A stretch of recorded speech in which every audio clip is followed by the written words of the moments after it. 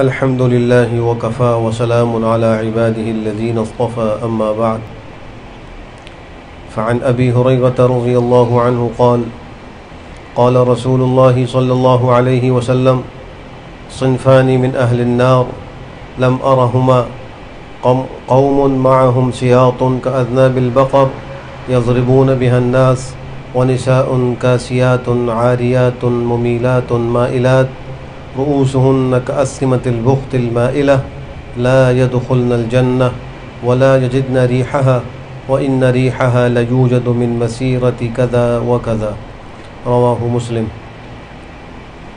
حضرت ابو ہریرہ رضی اللہ تعالی عنہ سے مروی ہے، رحمت عالم صلی اللہ تعالی علیہ وآلہ وسلم نے ارشاد فرمایا کہ دو گروہ جہنمیوں میں سے ایسے ہیں جن کو میں نے دیکھا تو نہیں مگر وہ بعد میں آئیں گے۔ ایک وہ قوم ہے جس کے ہاتھ میں بیل کی دم کے مانند کوڑے ہوں گے اور وہ ان سے لوگوں کو ناحق ماریں گے۔ دوسری وہ عورتیں ہیں جو کہنے کو تو لباس پہنیں گی مگر وہ نہایت باریک یا سطر کے لیے ناکافی ہونے کی وجہ سے گویا برہنہ ہوں گی۔ وہ اجنبی مردوں کو اپنی طرف مائل کرنے والی ہوں گی اور خود بھی ان کی طرف مائل ہوں گی۔ ان کے سر فیشن کی وجہ سے بختی اونٹ کے کوہان جیسے ہوں گے۔ یہ عورتیں نہ تو جنت میں داخل ہوں گی اور نہ ان کو جنت کی خوشبو نصیب ہوگی، جبکہ جنت کی خوشبو دور دور سے آ رہی ہوگی۔ اس سے یہ بات معلوم ہوتی ہے کہ سرکار دو عالم صلی اللہ تعالی علیہ وآلہ وسلم کو اللہ سبحانہ و تعالیٰ نے دو قسم کے معجزے عطا فرمائے، ایک عملی معجزے ہیں اور دوسرے علمی معجزے ہیں۔ عملی معجزے وہ معجزے کہلاتے ہیں کہ جو پیغمبر کے ہاتھ سے افعال خرق عادت کے طور پر ظاہر ہوئے۔ مثلا آپ نے چاند کی طرف اشارہ کیا، وہ دو ٹکڑے ہو گئے، یا مثلا تھوڑے سے پانی میں آپ نے اپنا لعاب ڈالا، برکت ہو گئی اور پورے لشکر کو پورا ہو گیا۔ اس قسم کے جو معجزات ہیں وہ عملی معجزات کہلاتے ہیں۔ دوسری قسم کے معجزے وہ ہیں جو علمی ہیں، اور ان میں سب سے بڑا معجزہ قرآن کریم ہے۔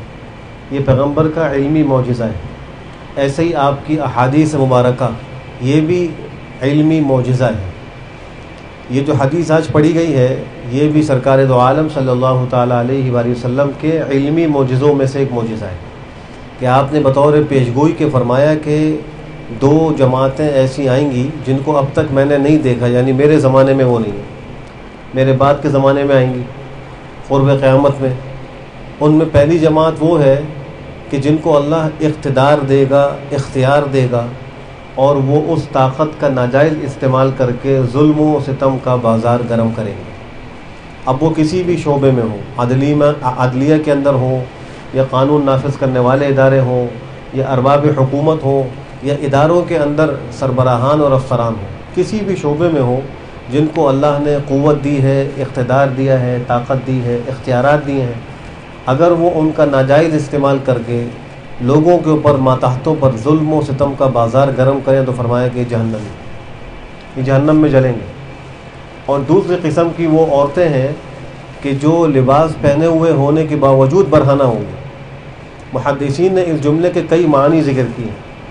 ایک معنی یہ ہے کہ وہ دنیا کا ظاہری لباس تو پہنے ہوئے ہوں گی لیکن اخروی لباس کے اعتبار سے برہنہ ہوں گی، یعنی آخرت میں ان کو بطور سزا کے یہ کہا جا رہا ہے کہ وہ اخروی اعتبار سے برہنہ ہوں۔ دوسرا قول یہ ذکر کیا ہے کہ ان کے پاس ظاہری کپڑے کا لباس تو ہوگا لیکن باطنی لباس تقویٰ نہیں ہوگا، اللہ کا خوف نہیں ہوگا۔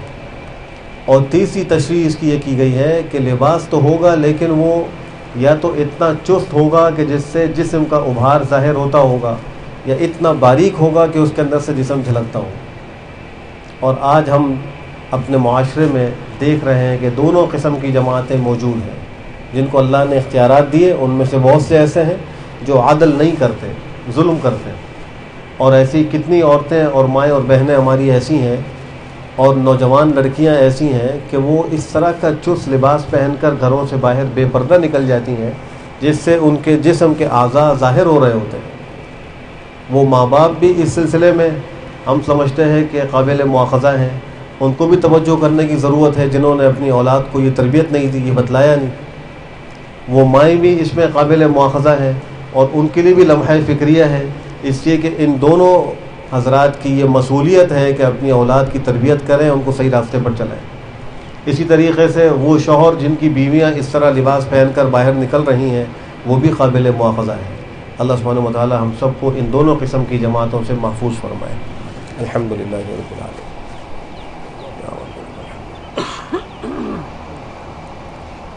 لا الہ الا اللہ۔